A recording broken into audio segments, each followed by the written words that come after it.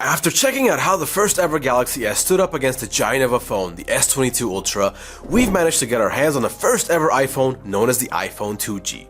Released almost 15 years ago, this phone was mentioned by Steve Jobs as revolutionizing the smartphone industry. Is a revolutionary mobile phone. At the time, it wasn't necessarily an accurate depiction due to Nokia steamrolling the competition, but oh boy, was Steve Jobs a visionary. Apple went on to become one of the greatest tech companies of all time and in fact is widely known to be the most valuable company in the world. That's not surprising to me as they managed to turn this clunky little device into this, which has the most respected and feared software ever put in a smartphone. All in all, we're going to be looking at the differences and the improvements made to the first iPhone over the years while comparing it to the 13 Pro Max. Let the facts speak. First up is the camera, which is going to be really fun to look at, especially when dynamic range is taken into consideration, because there is no use touching the screen while the camera is on. Everything is automatic, and you're not able to change how the software interprets the surroundings manually. While most photos where you can't see the sky are actually decent for a 15-year-old device, it's just very inconsistent with what it wants to give you, which is obviously something I'm not going to complain about because this device was built with parts from a million different companies, obviously not something that Apple does today. I don't think I need to mention that it doesn't have a portrait mode or any mode for that matter. It's literally just a point and click. There isn't even a settings button, which is extremely simplistic and actually intriguing. I have no idea why I feel excited holding this device because maybe I was 16 years old when it first came out and I remember these days of smartphones very clearly. By the way, if you're curious about all kinds of mobile phones, then you should definitely sub and like this video so that you don't miss our content. And also, if you sub and check out the link in the description, you'll have the chance to win an iPhone 13 Pro Max, a Samsung Galaxy S22 Ultra, or a Google Pixel 6 Pro as part of our huge giveaway. Oh, and remember what I said about inconsistency? Here's a random situation where a bus passed right behind me, and just because of that, the dynamic range changed completely by itself. This is what developers had to deal with in the past, and just imagine how far we've come when you can pretty much customize almost every setting on a phone camera. This includes autofocus and macro, as you very well know, and with a single 2-megapixel camera on the back, we're not gonna expect macro from this cute little iPhone over here.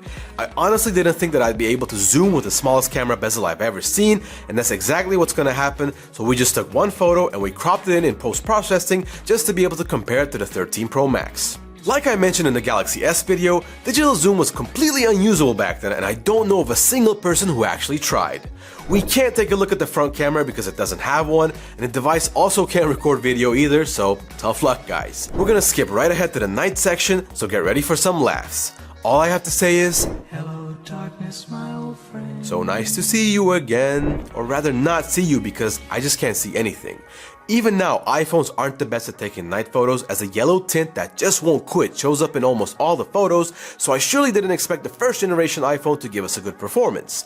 All in all, it was a very fun experience using this phone. I just have to praise Apple because the 13 series is a beast, and this is where they have ended up. So guys, time for the fun stuff. We're gonna check out both of these phones, look at some apps, and compare them to each other to see how they work in this day and age. We're gonna start off with how long it takes for these two devices to turn on, and there should be a considerable difference here since exactly 14 years lie between these phones.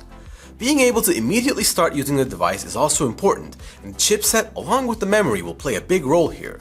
While the iPhone 2G does take a bit longer to turn on, they're both immediately usable, which is a plus. The phone app actually looks quite similar, just that the keypad pretty much covers up the whole screen on the iPhone 2G in comparison to the 13 Pro Max, but that's normal due to the size of the screen.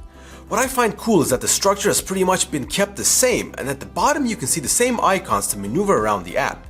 They've been preserved over 15 years, which is quite rare in the tech industry for any kind of product. Unfortunately, there are issues with the Wi-Fi seeing available connections, so even if it does work, it's obviously inconsistent.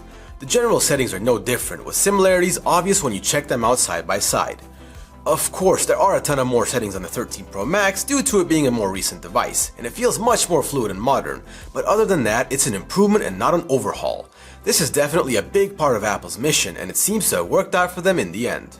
Now, how would you like to hear the specs comparison of these two amazing devices? Let's do this. The iPhone 2G was released in June 2007, while the 13 Pro Max is a fairly new device released in September of 2021. The 2G is protected by Corning Gorilla Glass, and the newest iPhone has protection by Corning as well, but not Gorilla Glass. Instead, Ceramic Shield, which is a direct rival to the Gorilla Glass Victus on the newest Samsung flagship made by the same company. The first ever iPhone has a metal back and a metal framing in comparison to all the cheap plastic covers on many phones at that time, so it was no doubt that Apple was also trying to make a fashion statement. The latest device has a glass front and back with a stainless steel frame that just looks amazing. The display of the 2G is a TFT type screen, 3.5 inches, 320 by 480 pixels, 3:2 ratio, and 165 ppi density. The 13 Pro Max has a Super Retina XDR OLED screen at 120Hz and HDR10, Dolby Vision, 1200 nits peak brightness. The size is 6.7 inches with the resolution being 1284 by 2778, 19.5 by 9, and 458 ppi density. They both run on Apple's signature software, iOS. The 2G had a chipset called the APL0098, which was actually an old Samsung chipset used in DVD players.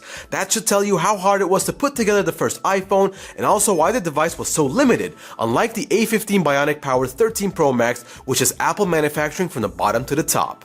The main camera of the firstborn iPhone was 2 megapixels with no selfie camera, while the 13 Pro Max hosts a triple camera setup with a 12 megapixel wide, 12 megapixel telephoto with 3x optical zoom, and a 12 megapixel ultra wide lens. Lastly, 1400 mAh lithium ion battery in comparison to the 4352 mAh battery on the latest flagship. There are insane differences, and it's important to appreciate the sacrifices that were made to advance technology this far in such a short amount of time. Rest in peace, Steve Jobs. If you would also like to check out some more details about Apple and iPhones in particular, we made an amazing blog post with plenty of visuals that we're sure you would enjoy taking a look at. The link is in the description, so check it out and tell us what you think in the comments below. As always, I really appreciate you all watching this video, guys, and would appreciate it even more if you could like it and sub to us so we can keep going towards that 100K subscriber mark. Thanks in advance, and see you in the next one.